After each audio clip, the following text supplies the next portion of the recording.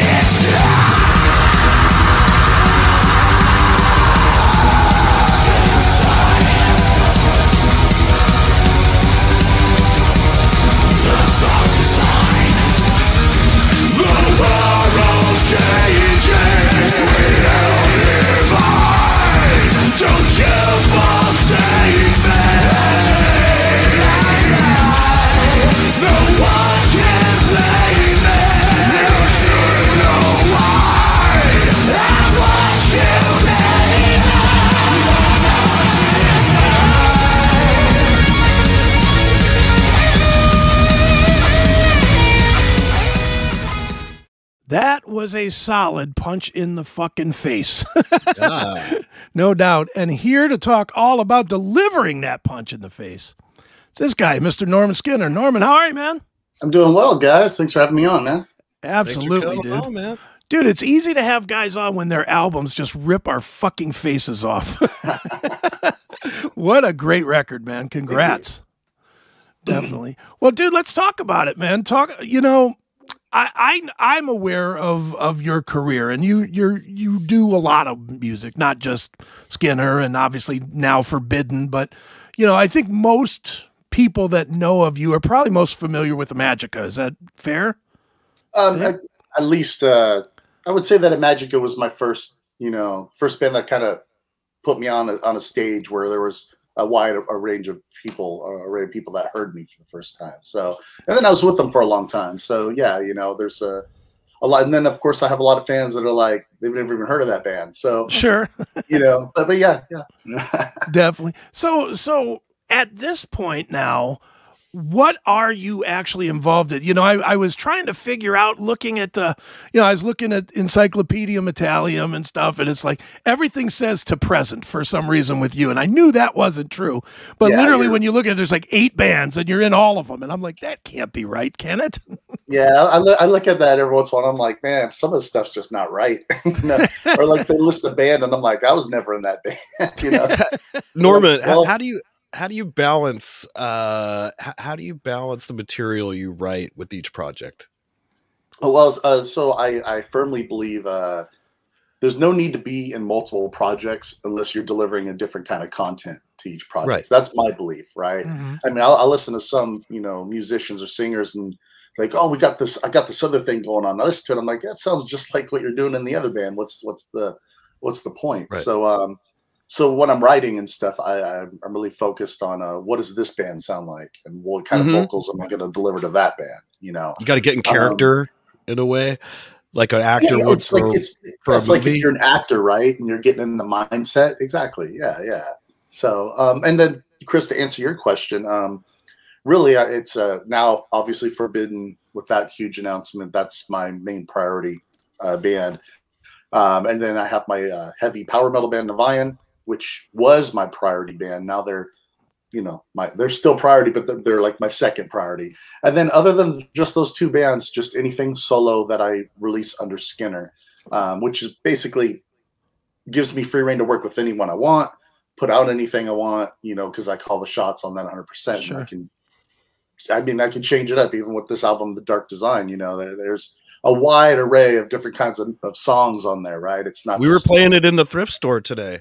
Nice. That was my first time hearing it, but it kicked ass, man. It's nice. Really heavy. I see some pimp hats I want to pick up.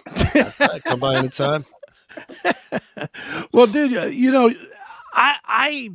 and again, this is me being a failed musician, so take it and tell me I'm full of shit if I am here. But okay, if I had put together a release that sounds like The Dark Design, I would have a really hard time putting emphasis into anything else other than it.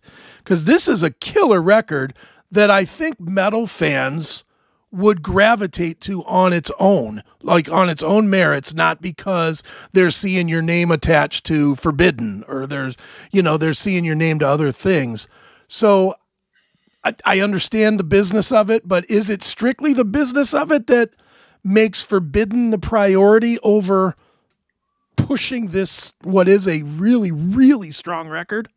Well, yeah, I mean, there's multiple ways to attack that question. But yeah, let's start off with, yes, you're absolutely correct. I mean, business plays a huge part into it. And, I coming in, when I got the offer for Forbidden, I had to understand right away, hey, we're making this offer. We'd love to have you on board, but, you understand that, scheduling conflicts, anything like that, Forbidden takes priority.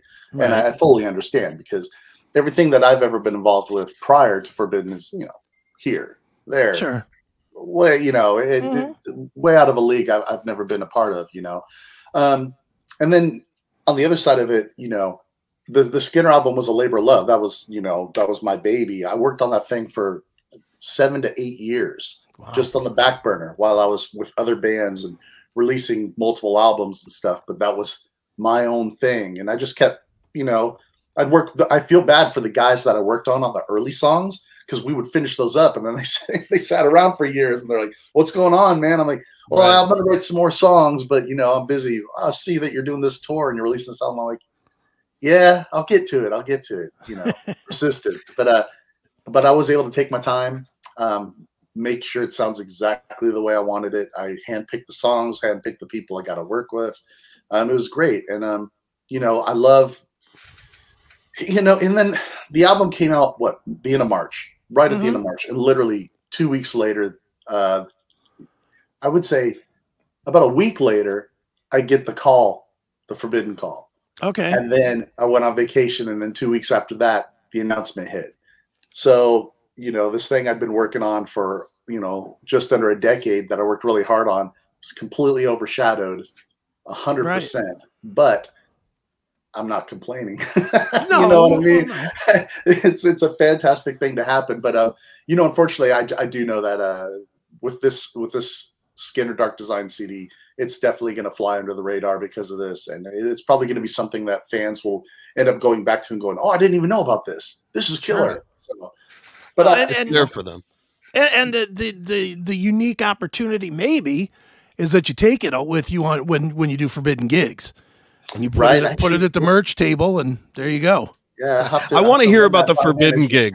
Tell us how you even met these guys and how you got into the band. Tell us the whole story. Oh, the Forbidden gig. Yeah.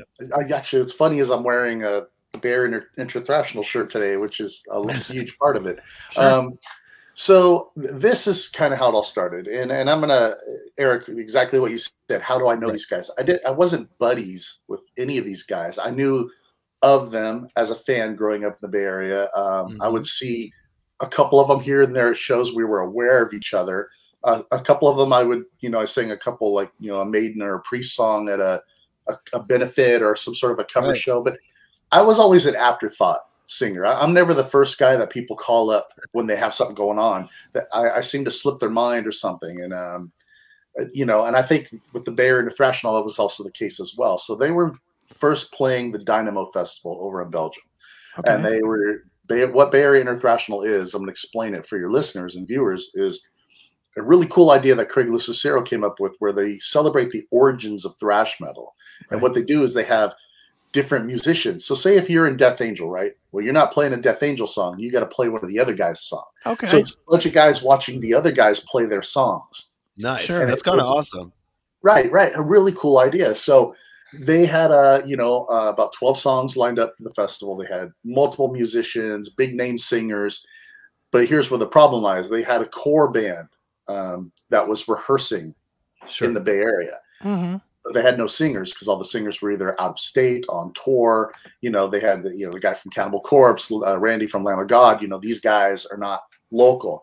Sure. And I had just happened to go see Craig Lucicero's other band that he was in for a while, Dress the Dead, at a club about hour away from my house. I was like, yeah, I'm going to go out, make an appearance, say hi to people, network a little bit. Matt Camacho happened to be there. Chris Contos happened to be there. And, I got to hang out with these guys. And I think that was key because I was fresh in their mind a little bit from like hanging out. Sure. So they're doing these rehearsals. I guess they were having issues with the cues and, the counts and stuff. They're like, it'd be super helpful if we had a singer in here to kind of, we could go off those cues, right?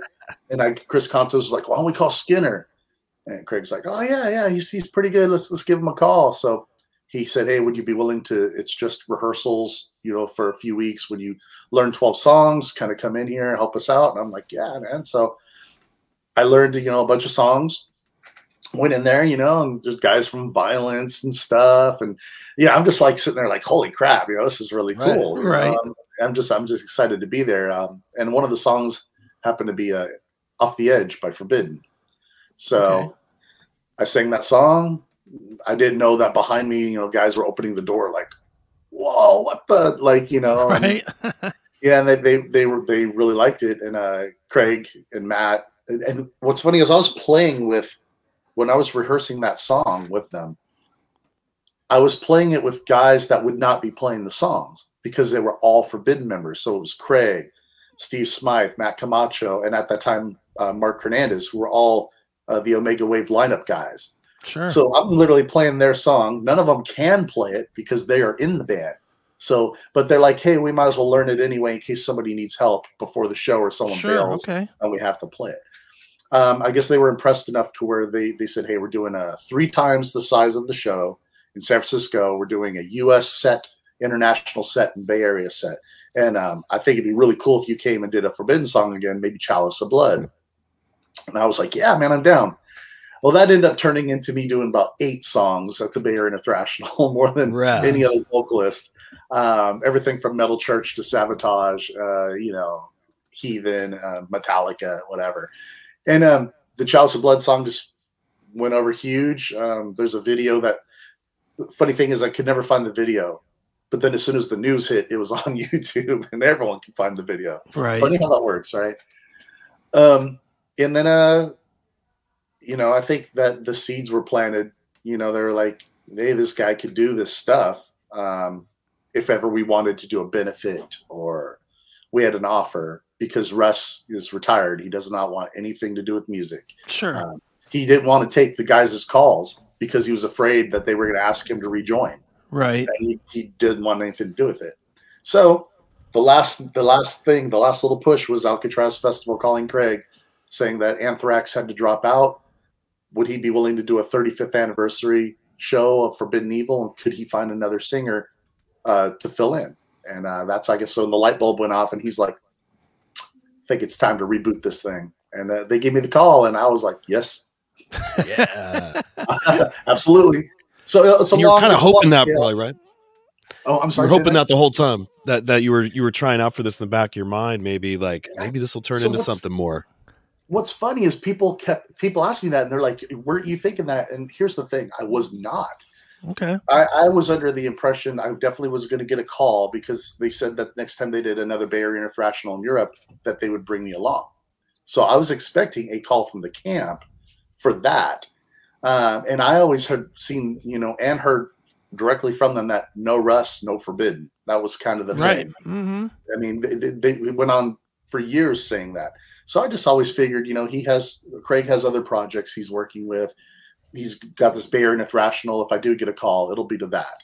Or maybe if there was like a benefit, like, a cancer benefit for a member of like the thrash scene or something where they were going to do something special, they might bring me on board. But honestly, I never for a second thought this was some sort of audition. And I never had it in my mind that I was going to get a Forbidden call. I was literally shocked when he said I'm probably just more delusional than you are, in general. Like I'm just too dumb to know otherwise, and I just assume everything's going to work out and be great. I don't know. I would. It's working out. It's working out. Well, don't let Eric fool you. He got the call from Stephen Piercy 25 years ago, and he ain't letting go for nothing. So that's right. Dude, I love Rat. Nice. Awesome. Well, Norman, let me ask you this, man. Just because that Forbidden But we will get back to the Dark Design because I do have a few questions there. But with Forbidden, ever since the main years, the early years, it has been very, I don't want to say stagnant, but it's been very, it's gone for 10 years, then it's back for 2, then it's gone for another 8 or whatever, then it's back.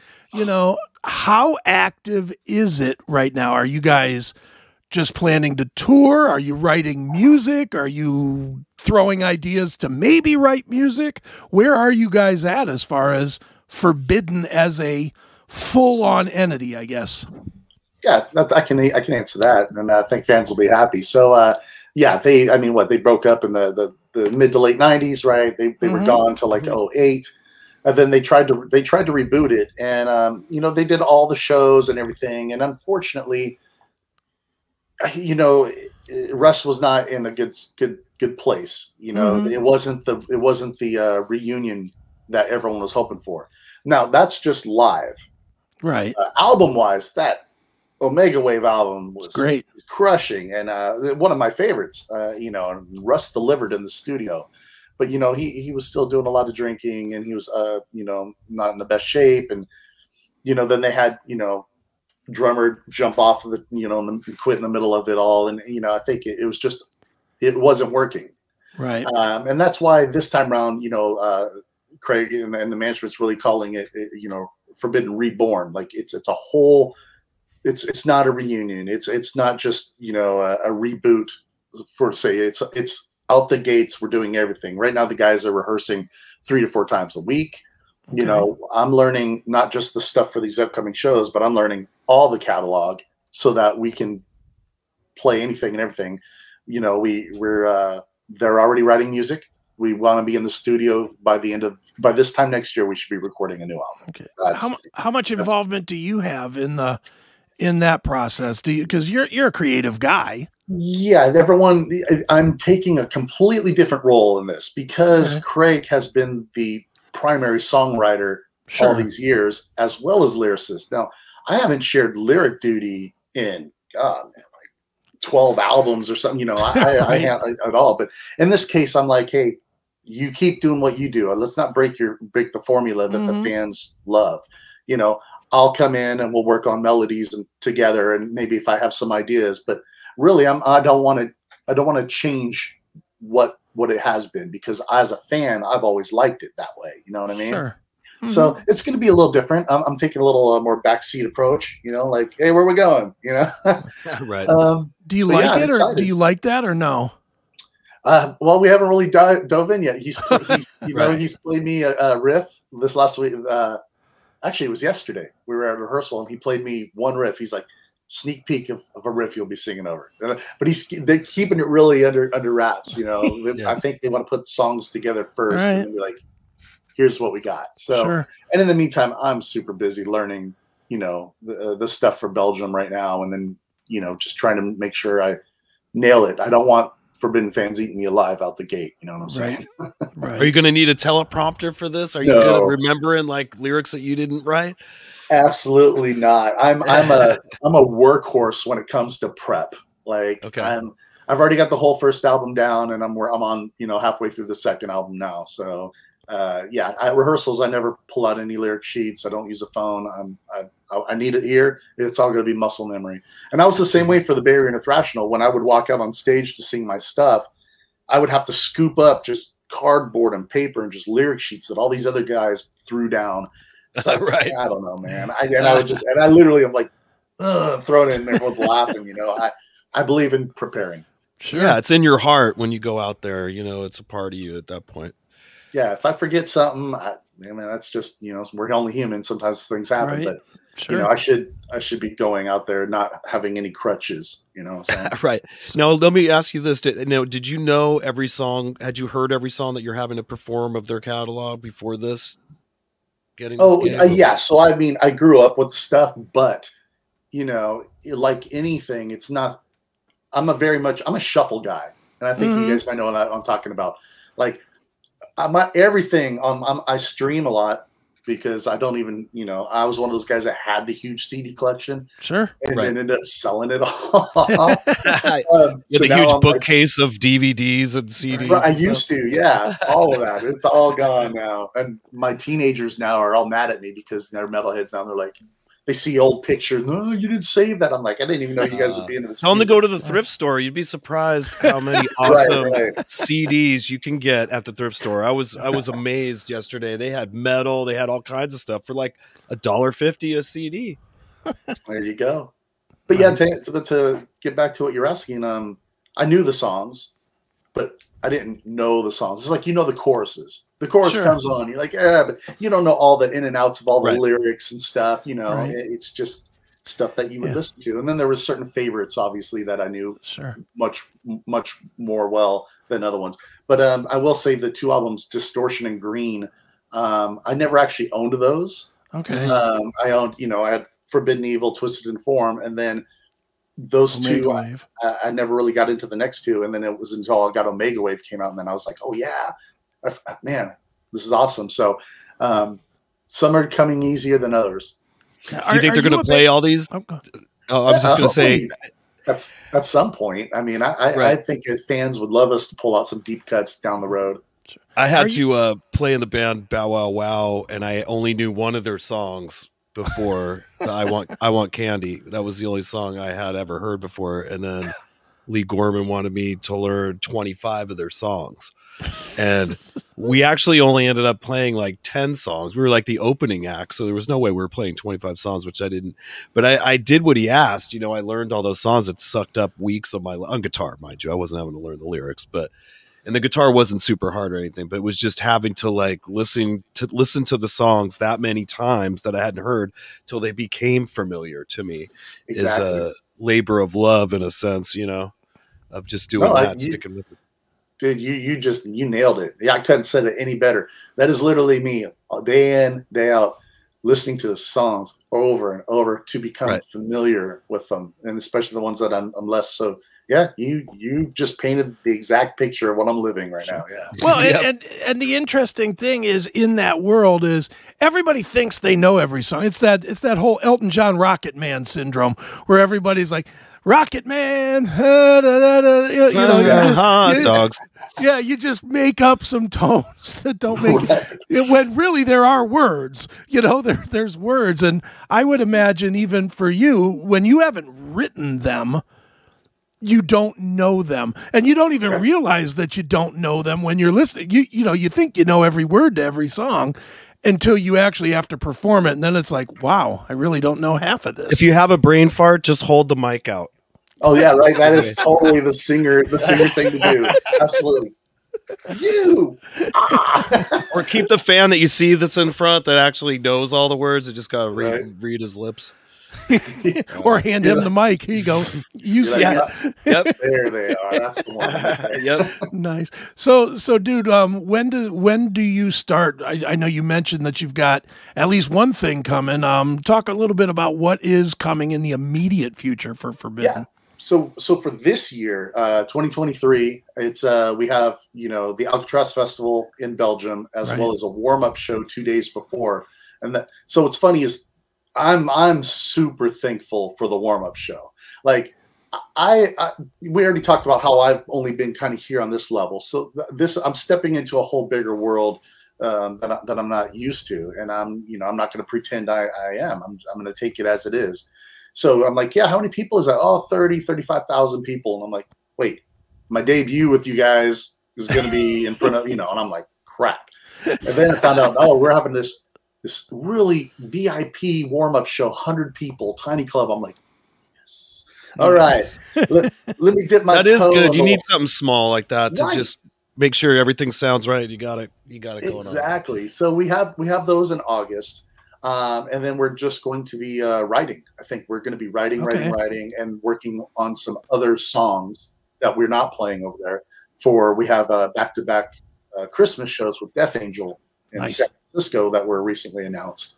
And then for 2024, there's a lot of festivals that are confirmed but not announced, and a lot of offers still being worked out. The only one that has been announced, I think, is Maryland Death Fest so far. But I know about a bunch of other ones. I just can't say nothing yet. So. Right, sure. Okay. Well, it seems weird that you guys would be playing a Death Fest, though. Oh, yeah. Our logo is one of like 3 you can read. Has like a million little tiny ones there. All right. Well, dude, let's swing back to Dark Design real quick, because I want to get a couple of questions that I have here before you go. And the thing that struck me about it from listening to it, I listened to it, I would say probably 15 times all the way through. I gave it a lot of listens. And truth be told, because I liked it, not because I was studying. I just was, I was like liking it, so I just kept playing. And one thing that really jumped out at me was something that you mentioned earlier about how diverse the record was. And certainly, I mean, there's no ballad per se on it that you would listen to and think, okay, well, this is Skid Row, I Remember You. It's not that, but there's different textures, I'm going to call it, of metallic sound in it. And it almost made me think, and again, going back to what we said before about Encyclopedia Metallium, having you in 400 bands, almost like you had written some of this material for Magica or for, you know, your own personal stuff or for other bands that you've been in. Is that indeed the case? Like, I'll point to In Silence, the one that we're going to end the interview with at the end. That sounded to me like that could have been, if you lightened it up just a touch, it would have been in a Magica song. So here's what's funny. So none of the music is reused. It's all brand new music. Okay. All of it. But lyrics and the subject and vocal ideas, sure, absolutely a good half of that album are from things from my past. In Silence, let's take that one, and that's a great one you touched on. In Silence, the lyrics for that started with Magica. Okay. So it was my second album was the My Bloodied Wings album. There was a song that I had written called Fear and Doubt.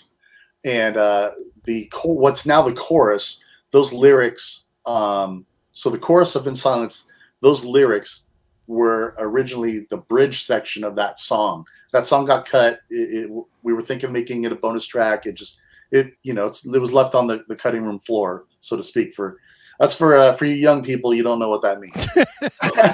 So that one was left behind. And then when I first started my Skinner band, before it was a solo, because a lot of people don't know this, the first Skinner album was a band. Right. After that fell apart, I just kept it and made it a solo band. So I tried rewriting that song, using those lyrics again. I was calling it In Silence, and I was getting my melodies together with a former guitar player, Alfred, or Luis, yeah. And anyway, God, it's forever ago. And then the new lineup just wasn't taking off, and I just knew I had these cool lyrics and I had these cool melodies for that song. Yeah. Met up with a guy named Jamie Robertson who wrote on that album. He wrote Fake 3 songs. He wrote the music for What's Left Inside, The Ferryman, and A Sea of Melancholy. He also had music for In Silence, which he ended up taking back because things were taking too long. He wanted to use it for his own solo thing. So he took the music. So then the new guy, Abel 3, who wrote about 75% of the album, I sent him all the vocals just by themselves with a click, told him what I was going for, and he wrote music around it. So yes, a lot of these ideas and melodies and lyrics are taken from stuff that I had left over. And some of them gone through many, many changes. Sure. But musically, it's all new music. So, are you a guy that's always writing, or do you have the notepads all over the house with dude, I am not the emotional poet singer that walks around with the poetry. Right. I only write lyrics once I have music. Okay. But I'm also the guy that, like, when I think I have cool ideas, I don't like to just abandon them. I keep them in a folder. I'm like, it's called unused shit. And I have, just my ideas there. And, when I'm writing, sometimes if a song's not jumping out at me, as far as content and whatnot and ideas, then I'm like, let me go pull up one of my old things and see if, some of the, the structures or, the way I'm singing it, if that will work here. And if it kind of does, then I'm like, all right, let me pillage this one. Right. And actually get it used. So. Very good, man. Now, let me ask you this really quick. Oh, sorry to interrupt, Chris. Go ahead. So obviously today I had to do some research on the bands for the show, and I loved what I was hearing. I came across another Skinner guy. Are you aware of this guy? I don't know if he's from the UK or something. All I know is I found your video and then his video, and he's kind of a wanker.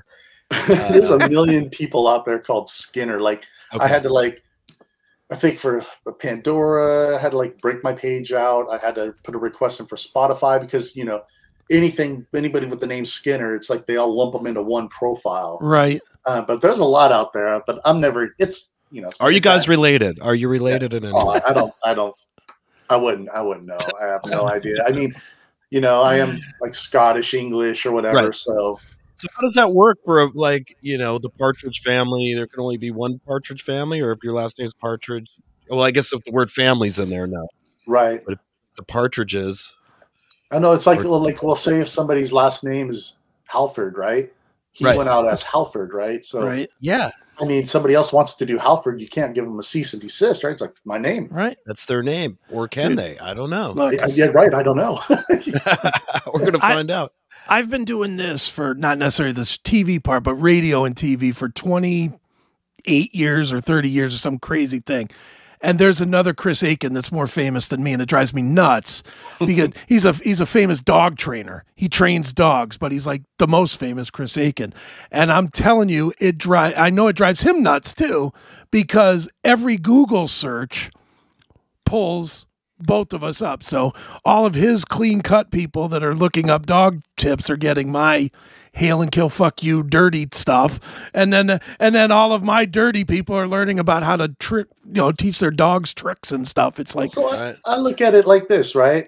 The people that are looking up you are getting bonus, right? They're like, hey, now I know what to do about this damn dog. Exactly. These people, though, he's losing business. That's right. I don't want this guy messing with my dog. But I'd imagine for you get the same thing because if nothing else from the WWF character from a zillion years ago, Norman Skinner.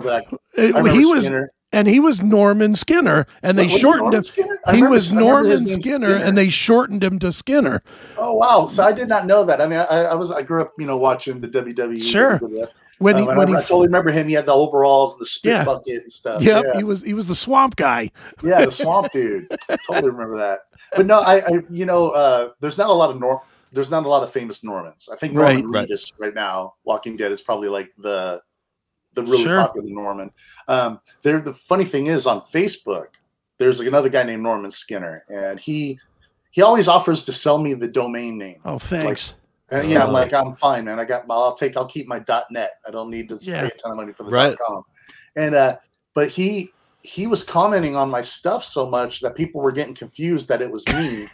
That I had to actually put like Norman L. Skinner III, like my full legal thing to separate what was what, Wow. That is crazy. Man. Social media has a lot of the same names. Oh my God. Some names, there's thousands of them with the same name, and there's not really much to differentiate it. They know the difference because of the phone numbers, but but it doesn't help you much. But no. Yeah, name story is when I was in my first kind of real band called Tramontaine back in the 90s, and I got my first interview was with some magazine out of I think like the Netherlands or something, and the first question said, "Your new singer Norman Skinner. His name's obviously a stage name. What's his real name?" And I'm like, why would they think that my name Norman Skinner? Well, it's pretty awesome though. I'm like, I never thought about that. I'm just, everyone gets teased about their name growing up, so I got, Norman the Doorman, Storm and Norman, Skinhead, Skin Dick, whatever, all that stuff. So I'm thinking, but what we did do is I answered. This where they would snail mail you the written questions. You would fill it out, and mail it back, right? So they gave me that to answer. So I just put that my name was Gossamer, like after the Bugs Bunny big red monster. And then I was like, what's a bad last name? And I thought of Engelbert Humperdinck. So I'm like, Gossamer Humperdinck. And they printed it. But that was my real name. Too funny, man. Well, dude, you obviously have lots of good stuff coming up. The Dark Design, not coming up. It's out there now. Can people buy a copy? Because we do not tell people to stream. We tell people to buy, and they can stream as well. But they can. So I went ahead. I was trying to shop it. most of my albums are on labels, indie labels and whatnot. Sure. And the offers I was getting were just stuff I could do already myself. So I just decided to release it on my own label. And right now, other than it being digitally distributed everywhere and streamed, etc., Sure. if you want a physical copy, you pretty much just have to go to my website, normanskinner.net. And, you know, I have tons of merch, etc. But I have a feeling once the Forbidden thing takes off, I'm getting ready to get new management. It sounds like, which is going to be great. I have a feeling that some of these people might want to look at my back catalog and some of my solo stuff and actually kind of give it a push. Sure. So that'd be great. Well, if they start with the Dark Design, they will not be disappointed. It is definitely one of the top, I would say top 5, top 10 of the year so far. It's a really, really strong record. Thank you. And I'm not just blowing smoke up your ass, because Eric will tell you if I hated it, I would say so. But I worked real hard on that one. He's the last honest podcaster. You guys got to do like a little vignette thing of it. You know, the voice. Right. Well, I'll tell you what, Norman. Let's we're gonna wrap this one up with a little piece of In Silence and give people another taste. One more time, it's normanskinner.net, correct? Yeah. normanskinner.net. Go buy something. Don't be a cheap son of a bitch. Buy something, preferably the Dark Design, because it's really great. So, Norman, good luck with Forbidden. I hope you bring it to Cleveland, and I will definitely see you when it gets here. I'm sure Eric will see it in San Diego as well. When I'm going to follow you, Norman. I'm going to look you up and follow you on Insta or whatever, wherever you're at. Yeah. If you follow me on Insta, I'll follow you back. My Facebook's maxed out, and nothing I can do with that. But same. It's just good. Nice. And then, I'm sure I'll be down to San Diego. When I go down there, we'll hang for sure. Oh, yeah. Yeah, bro. very good. Great to meet you. Cleveland, maybe. Yep. We'll see. Well, that's all right. The door's always open to do it this way, if nothing else. We can hang that way. So, right on. All right, man. Well, like I said, the new album, The Dark Design, out now. Go listen to it. Definitely go buy it. And this is In Silence. It is Norman Skinner. Skinner, thank you so much, man. Thank you guys so much. All right, bro. Take care. We're lost and barely holding on. What's left of believing?